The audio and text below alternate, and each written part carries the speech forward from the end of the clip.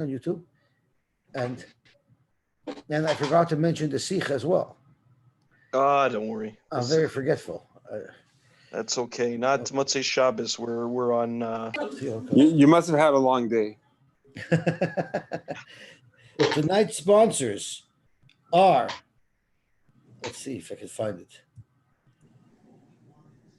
Let's see if we can find the sponsors.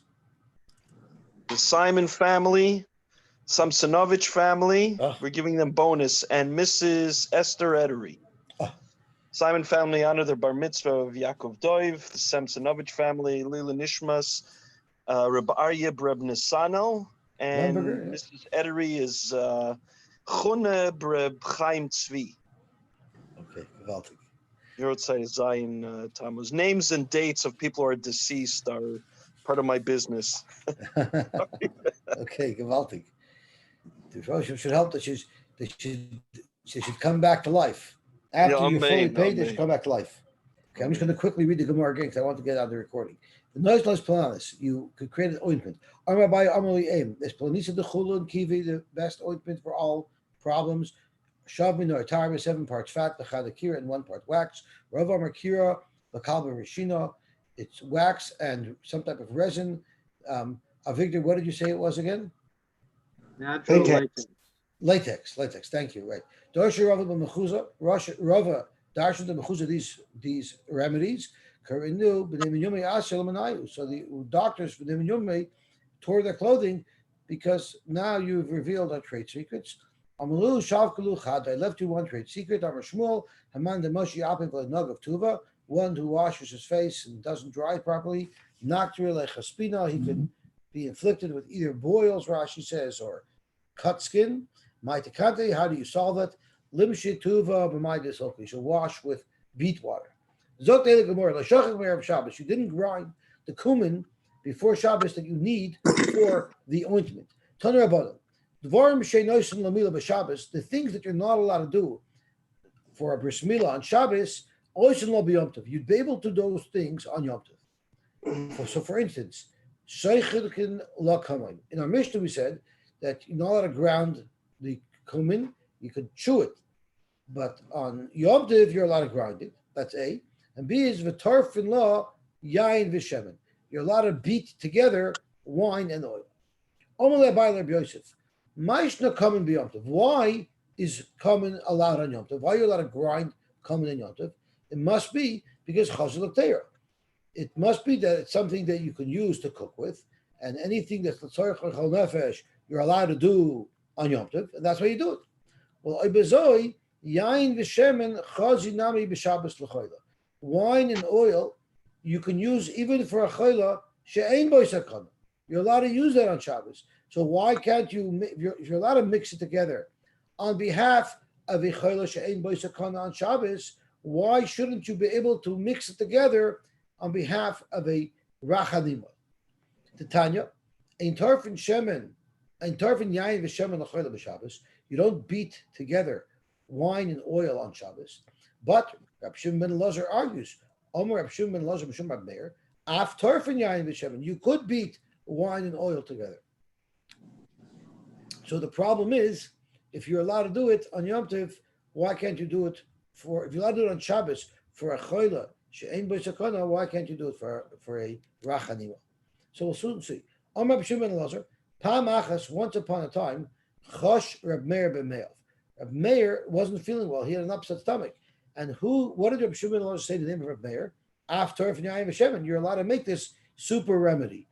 So uvikashnu, the Talmidim, we wanted litra flayayin v'shemen. We wanted to follow his own psak, beat together wine and oil, and use that as a remedy. And guess what? V'lo yinachnu. He didn't let us do it.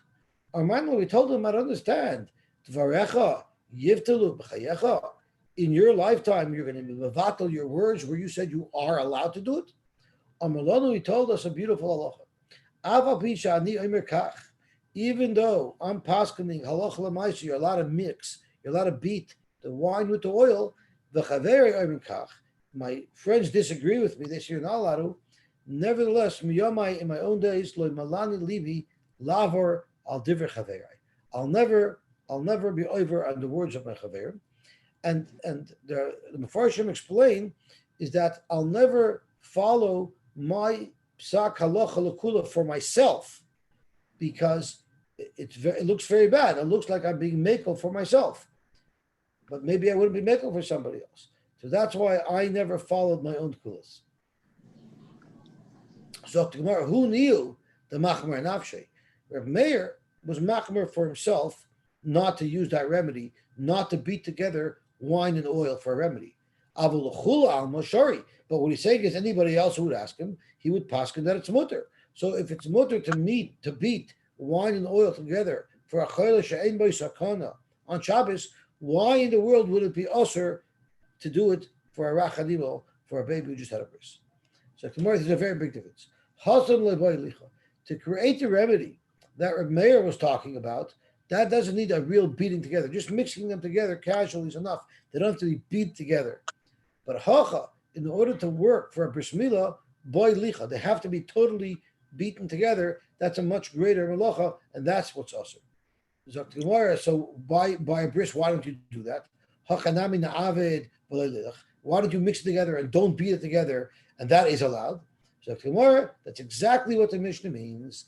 When the Mishnah says you're not allowed to beat them together, you put the wine separately and the oil separately. What it means is you mix it together without beating it together. And then it's going to be mutter even for a rachanim on Shabbos. Well, you find many places where the Rav Paskins a Shaila. He says, for me, I can be machma myself. Yeah. But on you, I can't. That's right. Yeah. That's mamish what it is. So Reb Meir was machmer for himself, but halach l'maisa, he paskin l'kula. I think there's a very famous story. Reb Moshe, I believe in America, was formerly matir chalav stam. And there was a story that he drank milk and he found out that it was chalav stam, and he got so sick instantly when he heard about it that he vomited it up. That's the story that I heard. Toner Rabban. Ein misanin es a chardal b'misanen es shaloi. Mustard had some part of it that was not as good as others, so they would sift it.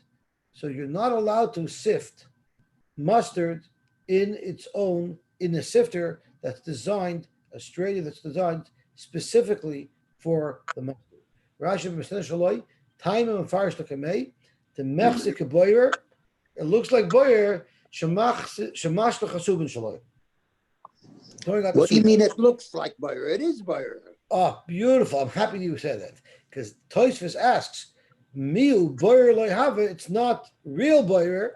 Shegam psoilas royu lachila. Even the psoilas is also royu lachila. So it's really being boyer oichel mitoch oichel. That's not a problem. No. If you have grapes on your table, and there are a couple of grapes that are a little brown, and you boil it, that you don't want to eat it, it's a boil. Right.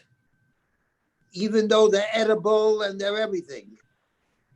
There was something grapes that doesn't be grapes. There's no such thing that it's boil for one person and it's not boil for another person. So you're asking Motzoei here, even if I'm trying to remove it from the mustard, why isn't that considered boyer? Yeah. I hear the kasha. It's a very good kasha. I was thinking, could be you use both.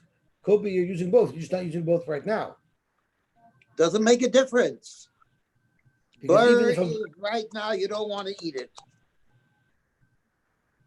I hear it. I don't know. So what's trying to touch? Let's see. Touch again. Miu boyer lo have it. Shigam apsoilas royu lachila. So you're asking even if it's royu lachila, even if I had two minim, they're both royu lachila. Even if I had grapes and nuts, and I was separating one, there would also be a problem. So Vas helped to smear that it's royu lachila. I don't know. I don't know. You're right. It's a very good kasha. I guess I'm going to have to do some homework on this. It's pashas that should be bar. That's right. It's a good kasha. I do not know the answer. I'm going to have to look it up, and we'll get back to the other. Okay. Okay, gewaltig. Zog the heilige Gemara weiter. Rabban. Ein misanis achad b'msanen shaloi, ve'ein mimat kedosh begachelos. So Rashi says, what do they do? They would actually take a hot coal, they would bury it in a batch of mustard, and the mustard would extinguish the heat of the coal, but in the process, it would sweeten up the mustard to make it right to be eaten. That's how they processed it. So you're not allowed to put it into a coal. What's the difference between this? You're allowed to put an egg into the sifter. You're allowed to put an egg through the strainer that's made from mustard, the same strainer that we're talking about before. And Rashi says, why would I do that? When you strain the egg, it makes the egg look nicer. I'm not sure how that works exactly. So Zok Gemara, when you're straining the egg, it doesn't look like butter. You know why? Because the whole egg is going through the strainer. Nothing is remaining in the strainer. You just, by straining the egg, it makes it look nicer. But hocha, when I'm straining mustard, Mexican butter, because I'm actually shakula Mexican butter. No, he doesn't say it over here. He says by the egg goes through, but it's Mexican butter because there's actually psoilus that's remaining in the strainer. So that's the problem. And that's why it's going to be ulcer, even though you're allowed to strain the egg. Again, like Rivera last, we have to figure out why it isn't real butter, because you're actually separating psoilus from oil. Vein memaskin oisai begachelas. In fact, how can you say you don't? We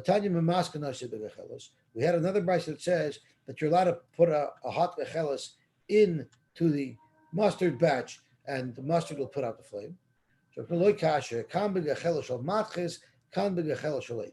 If you just have a glowing piece of metal, when you bury it in mustard, sure, the mustard's going to cool it off, but it's not extinguishing a flame because metal to begin with is not combustible. But if you have a flaming coal, wooden coal that you bury in mustard, you're actually being mechaber.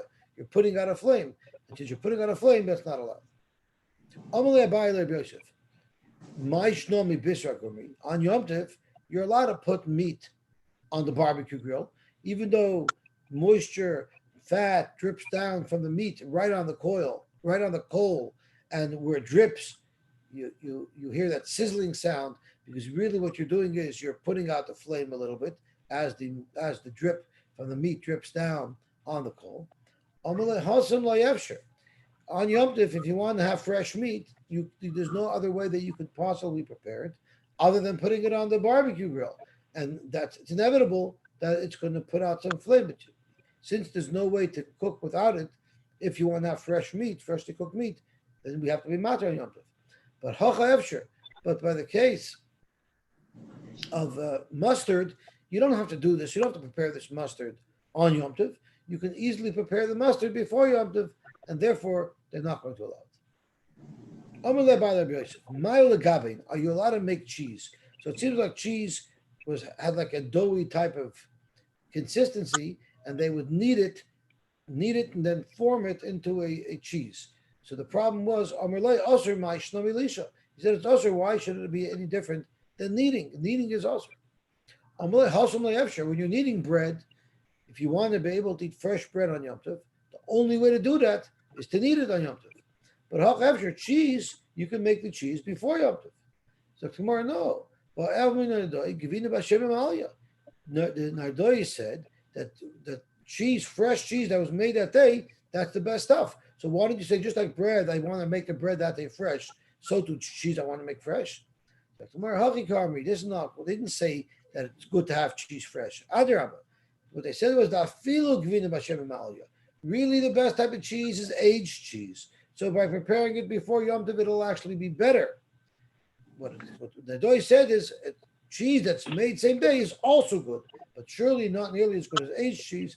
Therefore, we don't allow you to knead cheese on Yom Tov, because it would actually be better if you did it before Yom Tov. The next part of the Mishnah said there was this type of cylindric piece of material that they would wrap around the aver after the bris to keep everything from growing back. Alexander? Amrli Aim. My mother, again, this means the lady that raised him. And he said as follows. Hi, Chaluk Duyanuka. Let me see if I should mute this. I don't know if somebody might not realize that it's there's a car in the background. I'm so glad that people are listening to the shir in the car, Yosy. It's a good sign. Oh, okay. Sorry, I didn't realize my thing was on. Sorry. Oh, no problem. It's Benazir Yamim Mahalach Koim Midami. Okay. So let's see what it says. My caretaker, the woman that raised me, told me as follows. Hi Chaluk to Yanuka. If you have this beged that goes over the aver that acts as a bandage, Lefanya Lesitra Leloi. If it has a hem or a seam, fold it up so that should not come in contact with the actual aver. Why? Because Dilma Midbuk Gardimine, maybe some threads that stick out of the hem, Dilma Midbuk Gardasamine, maybe some threads that stick out of the hem will get into the wound, and as the scab dries on it, it will actually become connected to the wound. And then when you remove the bandage, it's going to tear the whole thing. But also it could come to make this child also lovi bakal by doing severe damage in that area. So therefore, make sure there's no loose threads there. Any hems that have loose threads, fold it over so that it shouldn't come in contact. Ahmed Abaye, this woman who took care of Abaye, you know that there's party planners. We have party planners nowadays. But in those days, they also had party planners, and they had bris planners. And the bris planner didn't only get involved with the decor and the menu, they actually got involved with the bandaging of the child as well.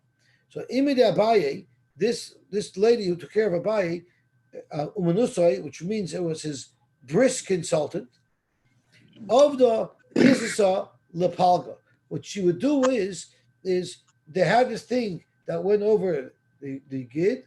She lined it. She created a lining on it that would separate from the seam and from the hem area where there are threads that stick out that can get stuck in the wound. She created a lining to separate between those protruding threads and the gid to protect the child. Amar Abaye said, Hayanuka, to less lechaluk. What if we have a baby that doesn't even have that? I guess they weren't able to acquire this type of bandage. Laisi Belisa, the Isle Shifsa, he should take a rag that has a hem on it. V'lichachei l'shifsa l'tasoi v'ayif loy loy loy. The only way I understand it, and I'll draw a picture of what I think it means. Again, I apologize that I'm introducing pornographic material into the daf, but we are learning about something.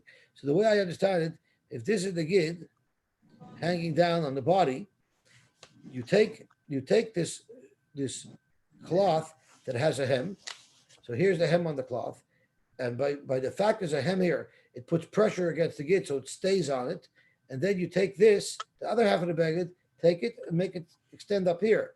This way, any strings that are hanging out of it, any loose threads on the other end of the beged will be far away from where the wound is. And this way, there's no danger that the child could develop severe problems. So let's learn it inside. And if you disagree with my explanation, please be vocal about it. This is just the way I understood it. So Liza Belisa, the Isla Shifsa, take a shmata that has a hem to it, put the hem underneath the gid, and then the other end of the beged bring it out, extend it away from the wound so that it should not possibly get caught. I'm just going to read Rashi inside. The final situation, the imra shebisfas pia, the threads at the other end of the beged, yapach, he should bend over, the yakapa lamaila, and he should fold it up, shaloi tehei smucha l'b'sarei, so that it shouldn't be near the flesh,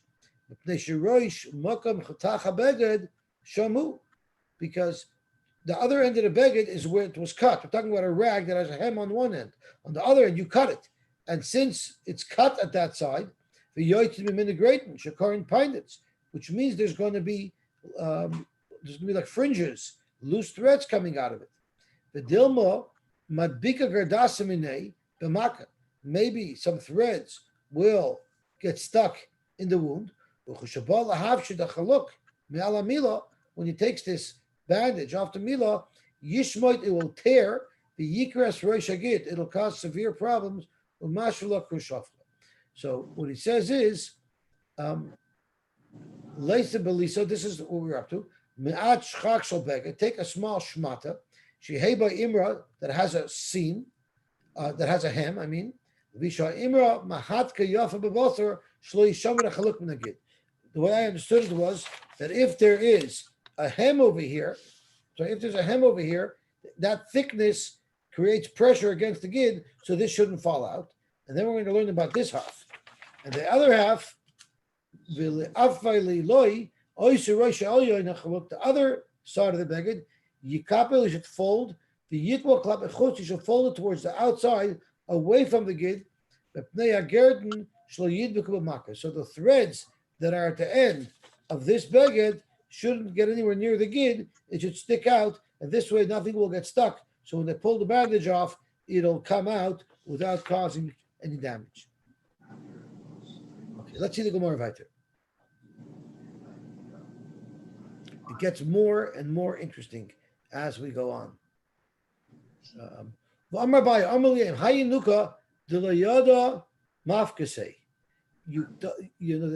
There's a part of the body where we say it's a place where the sun don't shine.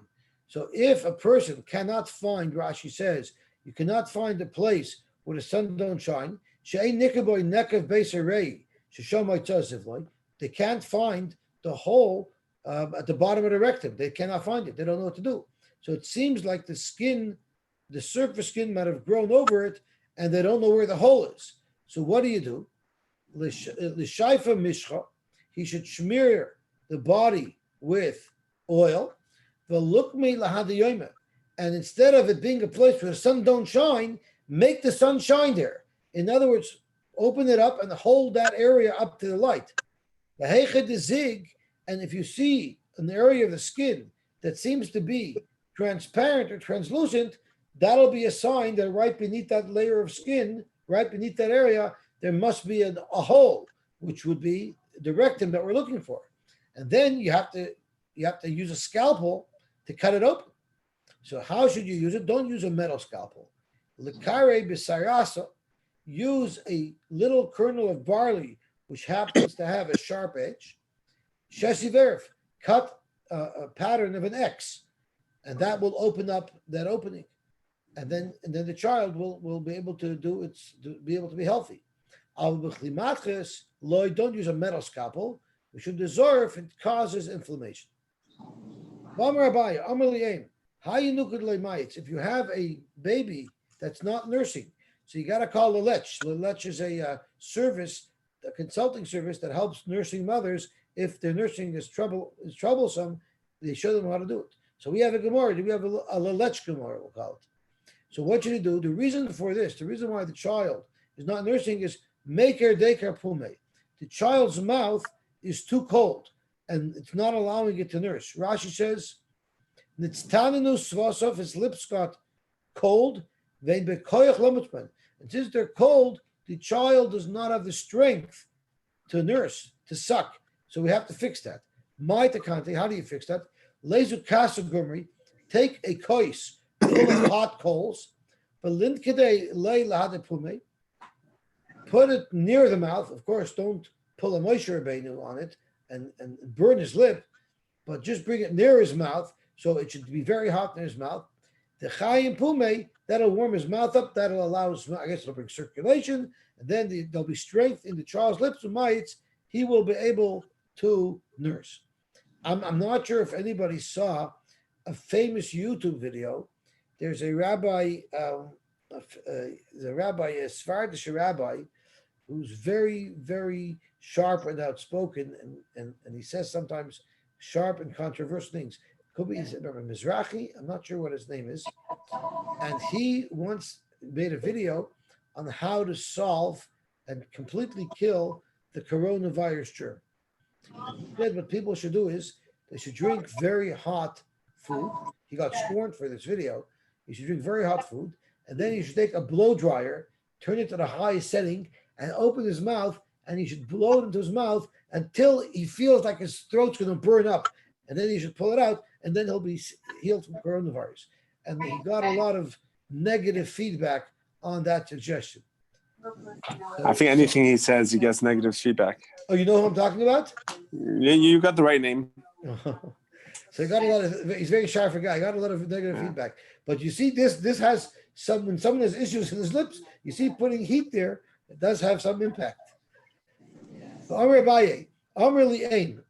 This again, he's talking about the same woman who raised him. Hayanuka loy menashte. So Rashi says he's not breathing properly. So she'ein neshim nikeres boy, she'ein doife keneged liboy keder chalodim. So I assume it's you don't see the chest rising and falling with each breath. So that's a problem because normally, if a child is breathing properly, you would clearly see that. So what should you do? The nafefe b'napvosa u'menashte. What should you do? Yonifu olav benapa shekarin von. You should blow on him. You should fan him. You should fan him, and that's going to cause him to start breathing. I believe that's what the article says. You should fan him. I just want to make sure I didn't make a mistake. I believe did you skip the? Did you skip about the child that doesn't urinate, or did you say it? I'm not sure if referring to a Gemara, Menashte does not breathe. Now there's other people who learn. You'll see in 42 it says no. He brings down from the Maasei Shas. The Maasei Shas learns this as not breathing, but rather learns that he wasn't urinating. So it's the same Gemara. So, okay. I thought you went ahead. Okay, so if we look at the Zayin in the Maasei Shas, the Zayin changes it a little bit and says she'ein yochel hashtin. If a child cannot urinate, but the Pashup shot is the way Rashi learns is the child doesn't breathe properly. But either way, who is on the phone? Who is on that phone over there? Right. Yosy, you gotta mute 5354. Okay, I'll mute him. No problem. I wasn't paying attention to that. I will mute him. Yeah, see, according to the other pshat, how does it help to fan the kid that can't use the bathroom? What's pshat? How does it help to fan the kid if he can't breathe? Because if you're fanning air into his face, it could cause him to. By the way, breathe. But how's that going to help? If I would understand if it wasn't urinating, if it was the backside, I understand the fan helps his fanny. Das wird doch verstanden, but I'm not sure how the fan works. Yosy, if you've ever blown into a baby's face, they take a deep breath all of a sudden. It could even be a slight blow. So that helps for breathing. Yeah. But how does it help for urination? No, because if he couldn't breathe, he stopped urinating. They work together. If you're holding your breath, if you have to hold your breath sometimes, to geht nicht. Or vice versa, if he stopped urinating. All right. Like I know when I'm on the thruway and there's 30 miles to the next rest area and I only have 2 miles left of capacity, I can't breathe. So I do see some connection. There you go. Okay. How does the art scroll translate it? He brings both pshatim. No. But does he say? He says, what's the part? You should just blow fan him him. with the fan. Yeah. So Interesting. Here it says you place the kid in the sieve and shake him, and he will urinate. That sounds ludicrous, also. These are remedies that I wouldn't try necessarily at home. Right, because your wife will kill you. But this goes back to what Chaim Tzvi taught us, that a lot of poskim say you're not allowed to do these nowadays because since we won't know exactly how to do it, it's inevitable that it's not going to work, and then we're going to cast doubt on the Gemara, and everything that the Gemara says is right. It's just that we're not doing it properly. But the Rambam says that these things don't help anymore, and the Vilna Goyin attacks the Rambam terribly. Just how could you say that? Everything that the Gemara says is emes lamitas. Chaim Tzvi once said a chabur on it. So they usually add that the bria changes. That the nature of the right. Yeah.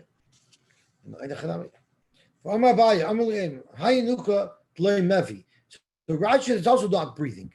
So I'm not sure what the exact symptoms are on this breathing compared to the previous breathing. And if you learn the previous issue was urination, so it's no problem. But here's the he's not breathing properly. So the first one is you didn't see his chest rising and falling, and here you see he's struggling with his breathing. So what should you do if a child is struggling with his breathing? So Zok Gemara, Leisu Selisa de Ime, take the placenta of its mother. So I guess when the baby's born, I know in my days what they did, if the baby didn't breathe, they gave it a patch in the backside, it started to cry, and it started to breathe. Right? Does anybody remember that? That's what the doctors used to do. If the baby didn't breathe, they give it a whack on the backside, it cried, started to breathe. But here it's suggesting a much more radical thing. It's Lisa the Ime. Take the mother's placenta, and rub it on the kid. Umavi, the kid's going to breathe. I would choke if that would happen to me. But if you take the placenta of the child, you rub it on it, and that will make it breathe. The cotton. What if the baby is very small, much smaller than he's super thin, I guess unhealthy, unnaturally slim? What should you do with this child? Again, take the placenta of its mother, and you should rub it on him. Now the placenta is almost like a V shaped. It's narrower on one end and it gets wider on the other end. So from the thin side to the thick side, which would create a growth pattern, because you want this child to go from thin to thick.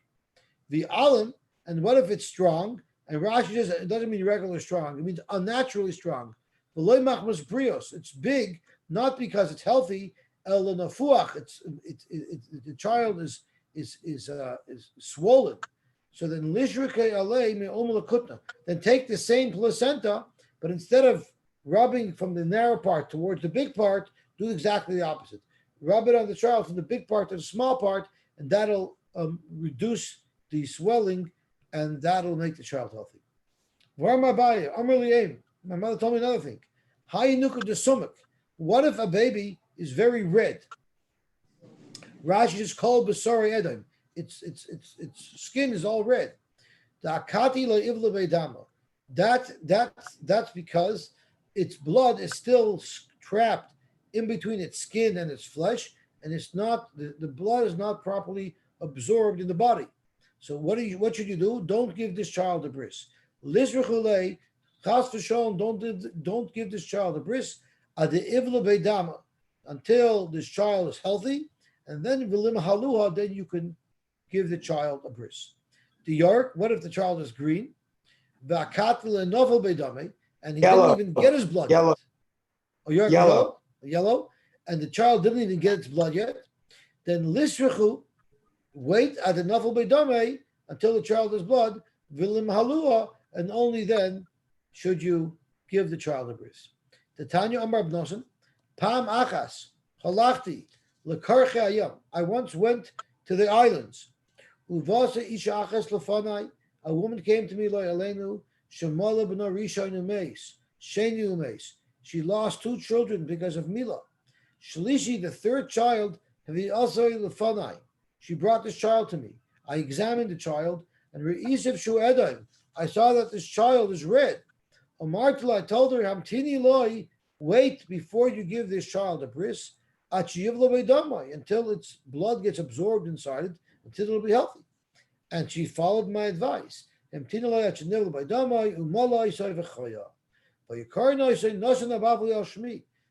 this child Nasna Babli because I was the one who gave her advice as to how to safely mala her child. Shufa machas alachtilim dis kaput kiya. Ubasa isha achas lefanai, and a woman came to me, Shamala b'no rishon, umeis leilegu. Sheni umeis leilegu. Shlishi of the also lefanai reisav shu yarik. I saw that the child was yellow. He touched the boy. I looked. I examined him well. Dam bris. I saw there's no dam bris.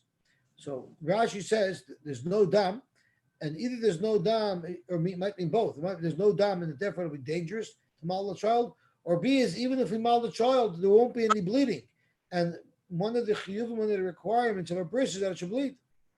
I told her, "Hamtini loy, wait. Achiyipol v'damai, v'hamtini loy, u'malai soy v'chaya, v'yikar shmoi nasna bavli al shmoi."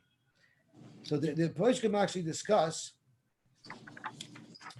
what's the halacha if a ger, someone wants to become a ger, he wants to mal, but we know he has a blood disease that could be fatal to him if he makes the bris. So the shaila is there's a couple of sforos that they discuss. It says v'chai b'hem, but v'chai b'hem, there's what's one svara. The other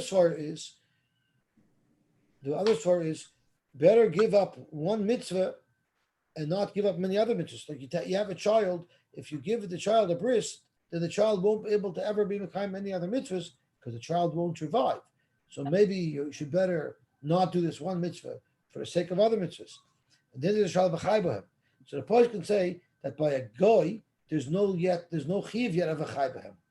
Now, the chai b'hem, the post can say, is much stricter than sure death. Even if a person will become in danger, the chai b'hem doesn't allow that. But for a ger, while he's not Jewish, he's not allowed to kill himself because then he doesn't get any mitzvahs. But he doesn't have the chiyuv of a chai b'hem, which would mean not do anything that even can pose a slight risk. One second. The Sheva Mitzvahs B'nai Noach is not B'chai B'hem? One of the Chai B'hem is not one of the Sheva Mitzvahs B'nai Noach. So therefore, he doesn't have that chiv until he becomes a yid. So a goy is does it, in other words, if somebody comes to him and says either you kill that person, does he allow himself to be killed? Well, a guy is with Suva on Ritzicha. A guy is not allowed to kill. Yeah, but does he have to be Meiser Nefesh? I don't know. Well, isn't there a sort of my chazad the damach the dach sumach tvei? Who said that your blood is more worthwhile than his blood? So it could be you're not allowed to kill him. That's the reason why you're not allowed to kill somebody else. Right. I mean, Avodah Zarah and Gilai Rice, I think, is the same thing by a guy. That it's Yehorik Val Yavar for their mitzvahs. I guess because they have those mitzvahs as well. I guess so. Yeah, I don't know if for all seven, but I think recall something about it. All seven, they may have that chiyuv. Okay, Gewaltig. Look it up. Okay, let's see the more about Lubavitch is very much into the Sheva Mitzvahs B'nai Noach and promoting them, right? So, any chance I get.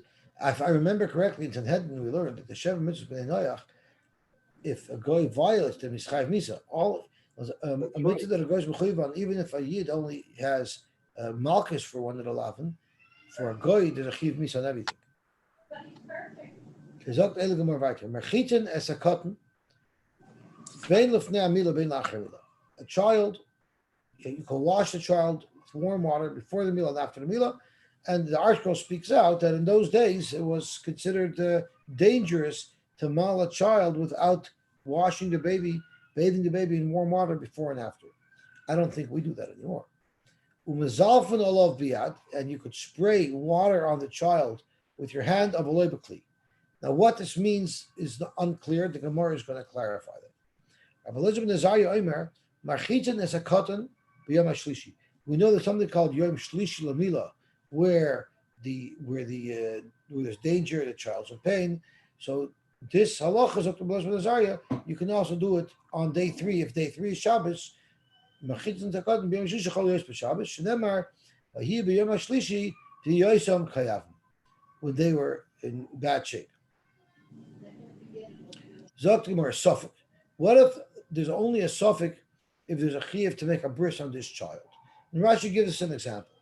If a baby is born in its 8th month, it has a 0 chance of survival. Nowadays, I guess advanced medicine can make a child survive. But in those days, a baby that was born in the 8th month had 0 chance of survival. The baby was considered dead. I was born in the 8th month. Oh, so you're proof. I'm not viable. Are you also a middle child? I'm a second child, not middle. 2 of 4. Okay. So Zok Gemara, Suffolk. What if there's a Suffolk, meaning it's a Suffolk if this child is born in the 8th month or the 9th month, or the 8th month and the 7th month. So therefore it's a Suffolk if there's a Chiv Mila on this child. So you're not allowed to mal this child on Shabbos. But androgynous as well, Ein Mechal Melavas Shabbos, you're not allowed to be Mechal Shabbos for it. Agudah Mata by androgynous, Agudah Mata by androgynous, and the Gemara is going to explain everything where it comes from. Zok the Gemara. The Amrit Reisha Marchitzin. You said Marchitzin is a cotton, which is a full bath with kalim and all. So what did the Mishnah say a second later? Umazafin alav biyad. Marchitzin is a much more comprehensive bath. So what is this limitation? A mazafin alav. If a moment before it said you can make a full rechitza. So tomorrow, Yehuda, Farala Baravua, to Amru Tavayu, they both agree that this is how you read the Brisa. Ketzad Tani. What the Brisa is explaining with the mizalfin is how you do the washing. So the Mishnah starts off saying Marchitzin is a cotton, bein lafnei mila, bein lachamila, and now the Mishnah says, let me explain what I mean that you wash the child and exactly how do you do that. And the Mishnah continues and says, Ketzad mizalfin alav biyad, avaloi b'kli. Amarava, I don't think that's what the Mishnah means. Because Marchitzin katani, rechitza, that it says at the beginning of the Mishnah means a full-blown bath with kalim and all. So it's not mistaber to say that first the Mishnah is Marchitzin and then the Mishnah is Ketzad. Ketzad is saying it's not Marchitzin and it takes away from the Marchitzin. Mizalfin would say it's not Marchitzin. So it's hard to say that this is explaining that because this is really contradictory. Marchitzin is contradictory to Mizalfin. Therefore, Ela Amar Rava, I'm going to tell you how I learned Pshat in this Mishnah. Hachi Katani. Marchitzin is a katan, bein milafnei mila, bein la'achamila, b'yom rishon kedarkoi. So Rav is being makel. The washing, the bathing that you bathe the child before and after the milah, that's a regular bath with no limitations. Unlike the way Rabbi Yehuda and Rabbi Bavavur learned that you could only bathe the child with this mezalfin method, Rav is saying you could make a regular bath for this child. But you have shlishi lamila, which the child is also uncomfortable and needs help. There, we're not matter a full bath, rather mizalfin alav biyad avolei b'kli. And on that, Rabbi Eliezer ben Azariah argues and says, Marchitzin is a katan b'yom shlishi shechol yesh b'Shabbos. You could give a regular full-blown bath to a child even on Yom Shlishi. Shenemar vayi b'yom shlishi b'yosem kayavim. But a story of Shechem, the 3rd day after the bris, where they were very weak, and that's when Shimon and Levi launched their attack. So the main chiluk is Rav is very makel because Rav says that you're allowed to make a regular bath on the 1st day of the milah. And Rashi even says it means the 2nd day as well. Tanya goes to the Rav. Marchitzin akotan bein lefnei milah bein la'achemila b'yom rishon kedarkoi, which is exactly what Rav says. You could do a normal bath. V'yom hashlishi shechol yesh b'Shabbos mizalfin alav biyad. You could make a proper bath, not mizalfin, even the 3rd day. Even though I don't have a real raya, but I do have a pasuk that seems to indicate that this is allowed because it's a sakana. And when they make the ziluf, ein mizalfin loy b'kois, they don't spritz on the baby with a keli, not with a cup, not with a plate. Not any type of utensil. El b'yad, you do it by hand. So Zok Gemara, this last thing, where it says ein mizalfin loy b'kois loy b'kaira, that's not going on what we just said from Rabbi Eliezer ben Azariah, because Rabbi Eliezer ben Azariah just said that you can bathe the child normally on the 3rd day. So it's also Latana Kama. That the Brisa all the way at the end, after it quotes the heter of Rabbi Eliezer ben Azariah to bathe the child, then the Brisa gets involved in explaining what Mizalfin is. That is explaining, that's elaborating on the Tanakh. It's a pretty good raya. It says on the third day they're koyavim. That was the day that Shimon and Levi launched their attack. So tomorrow we should the Godoy Losolik Bisra. Hi. Since these were adults in Shechem, who were the Nimoilim? They were all adults. Their skin doesn't heal so fast, doesn't grow back so fast. So they're in a much greater danger on the third day of the Milah. But Katan, a baby who's only 8 days old, Solik Bisra High. And therefore, could be it's not as great of a sakana, and therefore maybe you wouldn't have a raya from there that you'd be able to wash them normally. Now, it's an interesting thing to note, because the way we're learning Gemara, it seems like the bathing is only allowed on the first day. On the second day, nothing's allowed. On the third day, since it gets very bad, you're allowed to bathe as well, or mizalef. That's the pashtus of the Gemara. But Rashi clearly says not like that. Because if you look at Rashi, Rashi says,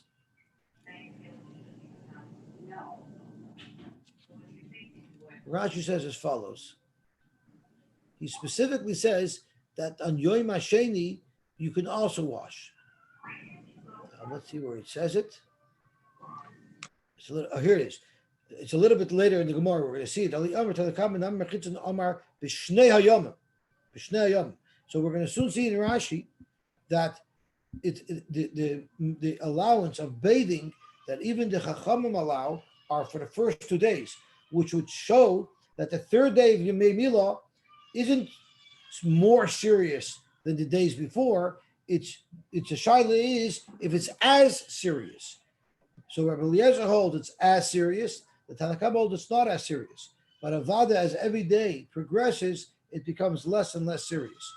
Now, according to the way Rashi learns, we'd have a struggle. Vosebis, they waited to the third day. The Yoshim Koyavim, they could have done it on the first and second day.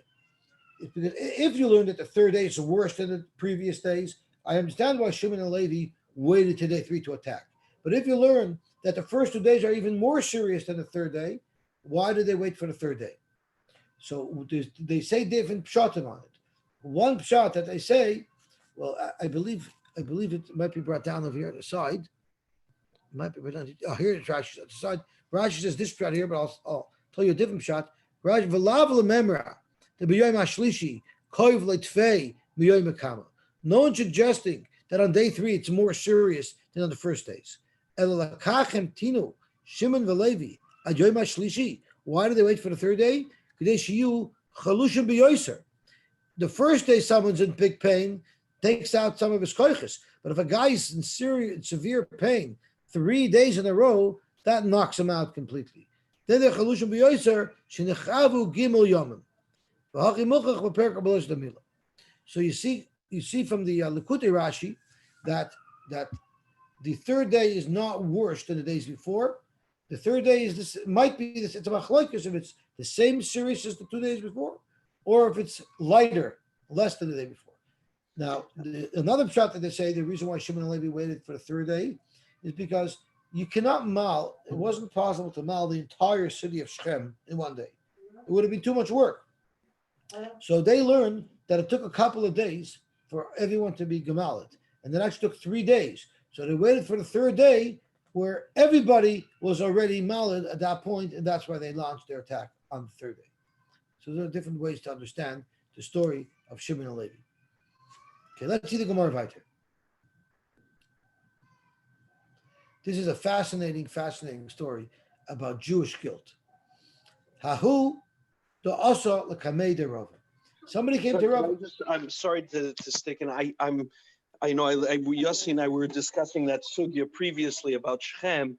Shimon and Levi could have won in day 1. I suspect Shimon and Levi could have beaten them even if they were at full strength. I think Shimon and Levi were sending a message, and Dave Zolti, to me this is Pashut Pshat, because of the time they were most vulnerable, to show them you took advantage of a girl when she was vulnerable too. So the part of the revenge was to come when you were most vulnerable too. That's Chaloimus Yitzchak. Is Dave here? I want to hear Dave's comment. No, Dave's not here. No, he left. Okay, We're going to have to discuss this tomorrow. Okay. So Zok to Gemara. Ahuda also lakamei Rava. Someone came to Rava to ask the Shaila, are they allowed to bathe their child properly on the first 2 days? Not making zilaf, but to bathe the child. Or like a Shemaitza, he paskin for them to a healer our Mishnah that you're allowed to properly bathe the child on the day of the bris. Ich Rava. Rava got sick and he got afraid. Amar, he said, Ana bahadi tagim to the sabi lomali. Why did I have to get involved in the shaila and disagree with the great gedolim, Rabbi Yehuda and Rabbi Baravua, who don't allow a proper bath the first 2 days? Why did I get involved? I should have kept my mouth shut. And now I'm being punished. Now I'm sick because I was mekel and I shouldn't have been mekel. Amalei, Rabban the Rava, how could you feel guilty? For Tanya Kavosach. Didn't we bring a brisa that supports the way you learned the Mishnah? Tamar Amalu Masnisin Kavasayu. But Tanya Kavos Tamar. We have a brisa that supports your shot in the Mishnah. Amalu, he told him, you're right. The brisa might indicate that I'm right. But Masnisin, if you analyze the Mishnah and are medayik in its words, Kavasai Chudeka. The Mishnah, if you analyze the words, will show you, in fact, that you could only be mezalef the first 2 days and you cannot bathe. Where do you get it from? Mimai. Rabbi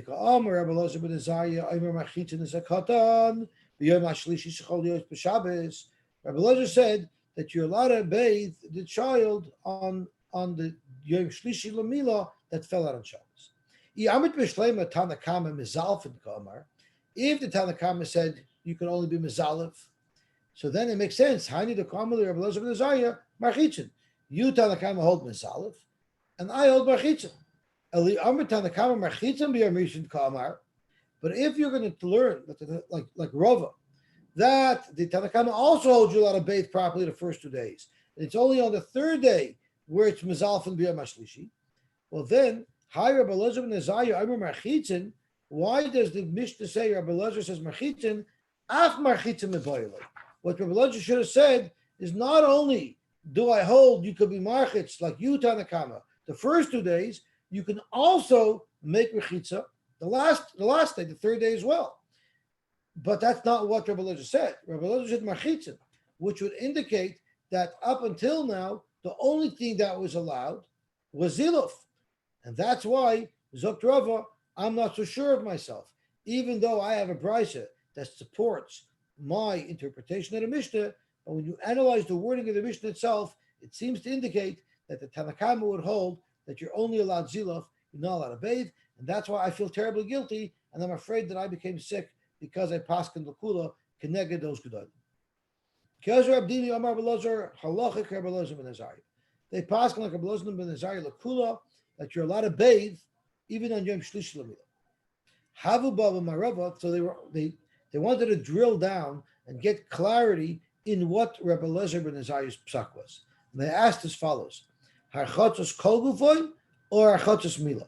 When Rabbi Elazar holds you're allowed to bathe, did he mean you're allowed to bathe the entire child?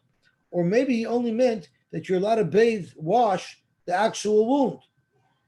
Amaluhum Rabbanan, Rabbi Yaakov Shmei, one of the Rabbanan, and his name was Rabbi Yaakov, said, Mistavra harchatos kol gufoy. It's mistavra to say that Rabbi Elazar paskins on the 3rd day of Mila, you're allowed to wash the whole bit, you're allowed to bathe the entire body of the baby. These are Gadaitach, harchatos Mila. If all it's referring to is the wound itself, then why is a bris any special? Why is it unique? Every wound you're allowed to wash, just the wound on Shabbos. Mi gara mechamin al gabe maka. We have a general rule. Domarav ein moinin chamin v'shemin al gabe maka b'Shabbos. You're always allowed to wash a wound with warm water. So why is the wound of a bris any different? The fact that we're discussing the wound of a bris, clearly we're not just discussing washing the wound itself, we're discussing bathing the entire body. Matzkav Rabbi Yosef, how could you say that?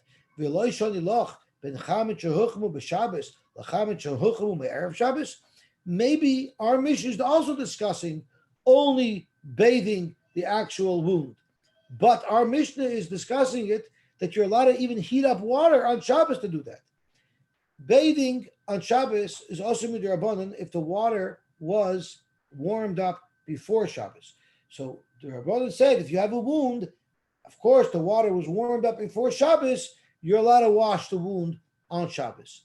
But the bris milah, you're allowed to wash even if you heat it up. You're allowed to heat up water on Shabbos to prepare to be able to wash the bris milah. So therefore, you don't have a raya that the bris milah must be referring to the whole body washing. Maybe Rabbi Elazar is just saying you're allowed to wash the baby, only the wound itself, but you're even allowed to warm up water on Shabbos to do this. Maskav lo Rabimi, how could you say that? Who said? Where did you get this from? That our Mishnah is only speaking about where you warmed up the water on Shabbos. And then Varta, you have to say that the machlekes is about washing the whole goof. So we don't really have clarity in what this psak was. This that the Mishnah is matir to bathe the baby the first 2 days, is it the whole baby or is it only the wound itself? Amar Abaye, Ano Abaye to Ishnile. I actually had a good answer to this shaila, but before I had a chance to publish my views and to share my views, V'kodam v'shoni le Rabbi Yosy. Rabbi Yosef beat me to the punch, and he explained the brisa the Mishnah before I had a chance to, and he added mipnei shesakana hu loy. The reason why they allow the bathing is because it's a sakana for the child. Well, if it's a sakana for the child, then avada you'd be able to wash the whole body, and avada you'd be able to even warm up the water on Shabbos, because we're talking about the sakana. It's not just on the level of a regular chayla. There's a sakana nefashos here, and therefore everything is going to be allowed. And Rashi says, the